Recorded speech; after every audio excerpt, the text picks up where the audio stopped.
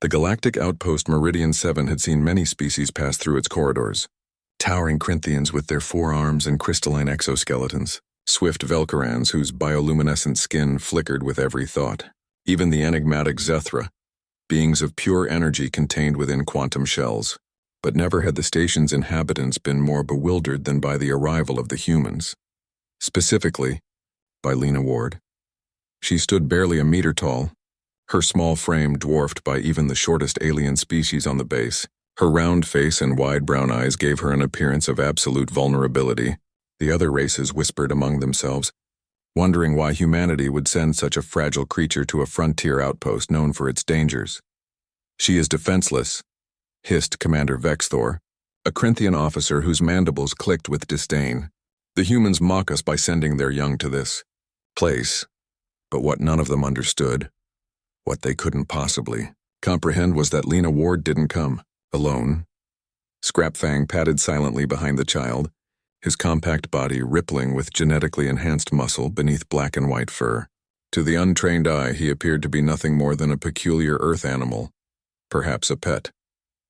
The aliens had consulted their databases. Mellivora capensis, honey badger. Threat level, minimal. They had no idea how wrong they were. The trouble began on the 37th day of Lena's station assignment. Her mother, Dr. Sarah Ward, served as the human ambassador and xenobiologist, often occupied with diplomatic meetings that stretched for hours. Lena spent her time in the communal recreation sector, drawing pictures on her datapad while Scrapfang lounged nearby, his dark eyes constantly scanning the environment. A group of Velcaran juveniles had been causing problems for weeks. Unlike their graceful diplomatic elders, these young aliens had developed a taste for intimidation. Their leader, Zask, enjoyed asserting dominance over smaller species. When Zask spotted Lena sitting alone in the corner, his bioluminescent patterns flared with predatory excitement. "Look," he announced to his companions, "the human larva. So helpless, so weak." Lena glanced up from her drawing but said nothing. Her fingers absently stroked Scrapfang's fur. The honey badger's eyes narrowed. "Does it even understand me?" Zask moved closer, his three-fingered hand reaching for Lena's datapad. "Perhaps we should teach it some respect." Other aliens in the recreation area watched with varying degrees of concern. Some considered intervening, but Velcarans were notoriously aggressive, and starting a diplomatic incident over a child's squabble seemed unwise. Commander Vexthor observed from across the room, his mandibles clicking in what might have been amusement. Let the human child learn the reality of the galaxy's hierarchy. Zask snatched the datapad from Lena's hands. What pathetic scribbles. Human art is as worthless as human strength. Still, Lena remained silent, but her hand moved to rest on Scrapfang's head. "Maybe we should see if the human bleeds the same color as—" Zask never finished his sentence. "Scrapfang," Lena said quietly, her voice steady and clear. "Attack." The transformation was instantaneous. The harmless pet exploded into motion with a fury that defied physics.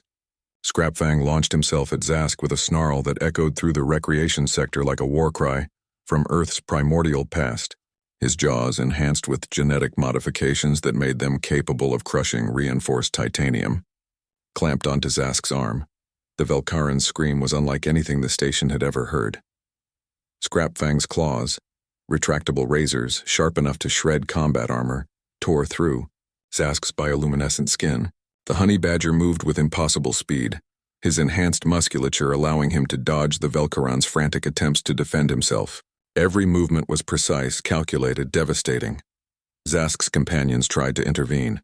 Scrapfang whirled on them, his lips pulled back to reveal teeth that gleamed like polished daggers. A guttural growl emanated from his throat, and the other Velcarans froze, their survival instincts finally recognizing an apex predator when they saw one. Scrapfang. "Enough!" Lena's voice cut through the chaos. Immediately, the honey badger released Zask and trotted back to Lena's side, sitting calmly as if nothing had happened.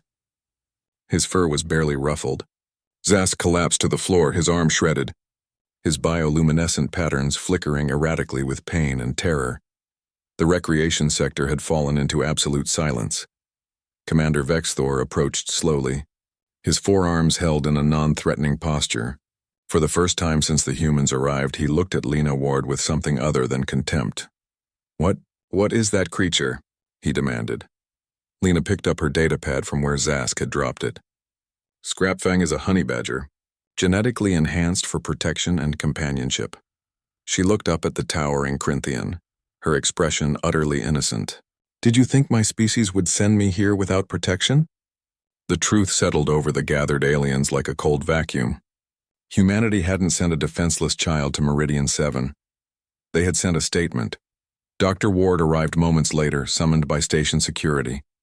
She assessed the situation with a single glance. Her daughter unharmed, Scrapfang calm, a Velcaran juvenile bleeding on the floor. I trust there won't be any further incidents, she said, her tone diplomatic but carrying an unmistakable edge. Commander Vexthor's mandibles clicked in what the humans had learned to recognize as acknowledgement. No, Ambassador. I believe we all understand now. News of the incident spread through Meridian 7 within hours. The story evolved with each retelling, but the core remained the same. The small human child with the terrible guardian. Species that had dismissed humanity as weak and soft re-evaluated their assumptions. Lena Ward returned to her corner of the recreation sector, Scrapfang once again lounging beside her. She resumed her drawing, a picture of Earth with its blue oceans and green continents, and in the corner, a small figure with a honey badger at her side. The other species gave her a wide berth now. They whispered among themselves, trying to understand the human philosophy of bonding with apex predators, of engineering loyalty into creatures that already possessed legendary ferocity. What they failed to grasp was simpler than any xenopsychological theory. Humans didn't just survive hostile environments. They befriended the survivors and made them family. Lena looked down at Scrapfang and smiled. The honey badger's tail twitched in contentment. Let them call her defenseless. She knew the truth, and now, so did everyone else on Meridian 7.